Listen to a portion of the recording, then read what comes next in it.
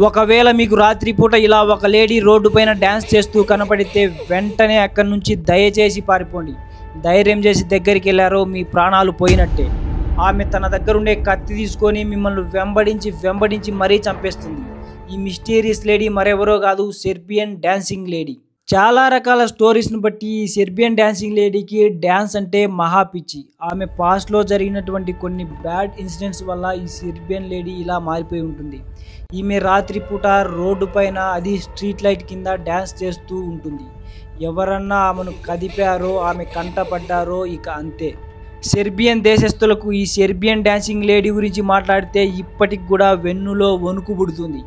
ఈమె మొట్టమొదటిసారి 1998 సెప్టెంబర్ 26వ తేదీన కనపడింది. 1998 తర్వాత ఈ సెర్బియన్ లేడీని చూసిన చాలా మంది చనిపోయారు, చాలా మంది కనపడకుండా పోయారు. అసలు ఈ సెర్బియన్ డాన్సింగ్ లేడీ ఎవరు? ఈమె ఎందుకు ఇలా చేస్తుంది?